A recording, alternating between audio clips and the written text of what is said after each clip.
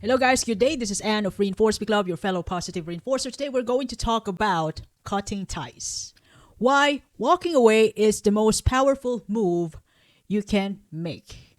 When it happens that you are in a relationship with a toxic person or people who are not good for you, who are emotionally draining, disrespectful, envious. Now, the question is it okay to cut people off from your life? Well, I'd say it's absolutely yes. Because it is your choice, it is your mind, body, spirit. You have your own mind. You can pick whatever that's good for you, whoever you consider as healthy. Unless people, some people would be happy enough, eager enough to take away that freedom from you. And those are abusive people. Those are narcissists. You don't want to deal with them. It's just that it happens that you get connected. You are always been around with this person. Now look, I would say that it's normal to cut people off because it is our way, you know, to learn, to gain wisdom from the past, from the abusive experiences that we've experienced from those people in the past, and it is also a way for us to survive. It is a strategic self-preservation to keep ourselves healthy, you know, as we go along. Life is short to waste with people who doesn't give a heck about you, who's only there to manipulate you. And cutting people off is also a way of our, way of protective mechanism, like in a way of disengagement. Now, it's okay. Look, take note of this. It's okay to cut people off if that person consistently disrespects you and harms you emotionally, physically, or it ruins your professional well-being. Now, what are the characteristics of people who deserve to be cut off from your life, which we consider ambivalent or quote unquote toxic? Now, it's up to you how you define those toxic person, but I'm going to give you a clear-cut characteristic of people who deserve to be cut off from your life, from anybody. Now, number one is those people, I'm talking about the people or a person who consistently disrespect you. I'm talking about disrespecting your time, your choice, your values, and in the most part, your boundaries. Those people who consistently cannot take your no, your capital N-O. You know the way? If you said no to this, they will take over and still give it to you, even if you already said no. I'm talking about it. I'm talking about consistency. Consistently. Throwing you under the table. Consistently. Not considering your choices. Your freedom to to look after yourself. To take action for your own good. Because you know yourself well. Nobody knows us, even myself. Nobody knows me the way I know myself. Although there could be some parts of me that I have no idea of, but I need those feedbacks too. However, in the most part, I would love to make my choice, to do my choice, to think about my choices, to execute my answers, and for me to be able to know if it's correct or not, if it works or not, because I deserve to learn. Now, some people couldn't understand that, but if it happens that if a person consistently undermines your feelings, your choices, then you better think about it. But beforehand, it's way better to really, bring this up to that person. Now, another characteristic, another attribute of a person who deserves to be cut off is, being manipulative or controlling. Those people who are using guilt, gaslighting, and coercion, so that you know you have to change because you've no choice. I'm gonna make you change. You have no choice to do your thing. This is my way. Those people are like that. Some people are like that. This is my way, so you must do it. Not should. Yes, absolutely. Could be should, but no choice. My way. Highway.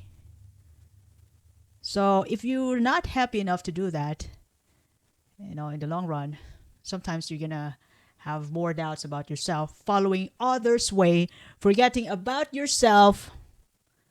Now, it deserves some difficult conversation. It deserves to be bring about to the table and talk about it to the other party. Now, another thing is that I'm talking about another characteristic. Some people are actually emotionally draining in a way that those what we call takers, who's going to take your time, resources, your food, your attention, your money that your hard-earned money without contribution. Emotionally draining, and will only give you damage when you try to bring this up, to undergo a difficult conversation with other person, and then this person is just going to gaslight you that it's your fault, you're not giving that person enough. These are emotionally draining people. Taking and taking, especially your hard-earned money. If you're not rich enough, then it's way better to bring this up as soon as possible. Now, another thing. Some people tend to be dishonest. Two-faced people. Who's going to say yes in your face? Yes, they're going to listen to you. Then, you're going to confess the truth. And they're going to flip it to other people. They're going to spread the news in the wrong way, which is favorable to them, which makes them a superstar of the story. Gossiping. You're gonna open up, your personal stuff to these people, and you ended up become the talk of the town because they're gonna gossip that to other people, to the rest of the team, in the office, even to the different departments. Because they cannot stand being a low key. They want to be the superstar. These people tend to be envious too. They want to be the hero. They want to be the talk of the town. They want to be the, how'd you call that? The radio station of the day. They want to contribute gossip about you. They want to contribute gossip to you, from other people, which is definitely needs further research, needs, evaluation if it's true or not. Otherwise, gossips, it doesn't, if it doesn't destroy your life, gossips are none of your business. Even if it's true or not, you have your own business. It's just that these people who are two-faced, dishonest, wants to take facts from you and then spread it to other people, to the rest of the people in the office. And then they just, there's just one day that you're going to come around in the office, and then people will look at you like they know you. They know what's happening. They know your crisis, which is supposed to be private because it didn't came from you. So be careful from those people who loves gossip. I hate it. I hate those people. I personally hate those people, and I've met them. They will spread gossip about you, which could be, sometimes they flip the facts, or they could destroy you. They could use any private stuff that you confess to them against you. So be careful from these people. So cut them off. All right? And other people, I'm talking about those. Another characteristic of a person who deserves to be cut off. Those people who are habitual victims I'm talking about a person who has lack of accountability, blaming others about their faults. Because, when they try to gaslight you, it's because of their mothers, what their mother did in the past. You found out that they've lied to you, and then they're gonna blame their father in the past. They couldn't take any fault because they are effing perfect. They're innocent. They even blame you for that, for their faults, because you caught them. You bring this up. All right? And some people tend to be narcissists too. Similar, or almost similar with those, I'm talking about addicts, drug addicts or narcissists who tend to be repentant, but at the back of their head, they're still going to do it. They are in denial that they are in a deep shit. Another scenario of having a lack or zero accountability. Now, there are also people who are chronic drama creators. They thrive in chaos, in a fight, and then keep you in it. I'm talking about those people who will be happy enough to take you in a fight every day because you didn't wash the plate once. They will create any minuscule of issue and bring this up to you so that you're gonna have a fight. Well, yeah, you can get over about the fight. You can resolve it every day. But there are times, where we can't be 100%. And you're already tired from work. And you got to deal with this again. And again, and again, and again. Come on. So bring this up as a conversation with the other party. Talk about it. Resolve this. Otherwise, it's time. It's time to really reconsider your own choices. Now, how are you going to cut off these people? Now, the very basic one, the number one thing that you can do to cut people off is just, to cut people off respectfully is just, silently fade away. Fade away, no conversations. Gradually reduce contact. Just stay away from these people. If there are some instances wherein you got to have conversation with these people for no choice, then just be neutral, give them what they want, and just stay away from these people. Silently fade. Another way that you can do is we can raise a clear boundary from these people. Politely but firmly explain the boundary and cease communication. Now, this actually happens in romantic relationships when you break up. I know it isn't easy. The love of your life, whom you think this is the one, and everything just breaks down one day. That you have to grow separately. Find yourselves separately. To the point that, look, I cannot get in touch with you anymore. I must get over this and help myself get my act together without you. So please, don't contact me again 3 days after today or 1 week after today. Yes, you can still talk about it, but after 1 week, no more. Politely but firmly explain or raise your boundaries. This is another way to cut off people respectfully, because they're also people. Everybody deserves respect. Even those people who doesn't respect you, who doesn't respect us. I know it's hard, but it doesn't mean that, if the other party isn't respectful, initially it's way better to resolve this respectfully, politely. And then use your secret method, as a last resort. Now, another way to really cease communication or contact with these people who hurt you, who ruined your peace almost every day, who drained you, your energy, who made you angry chronically, who gave you the worst nightmares. Now, you can shift your energy.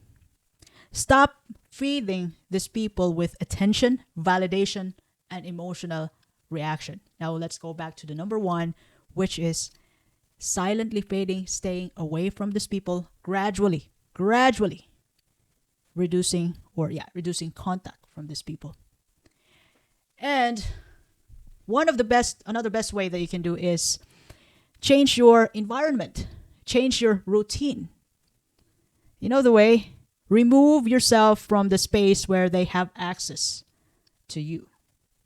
Remove yourself to any situation wherein you can see these people. They can have the opportunity to interact with you and then start controlling you again, invading your space and time, asking for forgiveness. And then once you get back together, and here you go again, the drama, the drain, plus they're taking your money, and then your emotion, and then everything will be just your fault. Think about it, how dysfunctional is that kind of life. Life is short to spend time with those people who's just gonna kill you slowly while you're still alive. And another way, you can just block and delete. Go for full digital off from these people. And if these people are abusive, have been abusing you for years or months, it's way better to raise a legal distance from these people. In extreme cases that you really have to raise this to the court or police, enforce boundaries legally. You can, this also happens to those married couples who separate,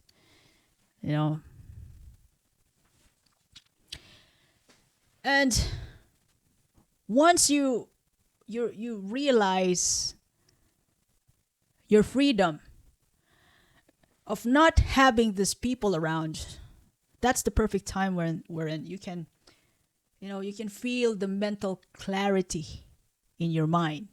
Less anxiety, less confusion, that it's your fault and your fault again and again, that you have no right to do what you want. You cannot choose what you want because it's all their way. You can finally save money without people taking it away from you legally with your consent because of this and that. They couldn't find a job for themselves. So without this people, somehow you get to realize that the beauty of emotional and mental peace. That you don't necessarily need to be volatile. You don't necessarily need to be in conflict to get back to yourself, to win yourself back.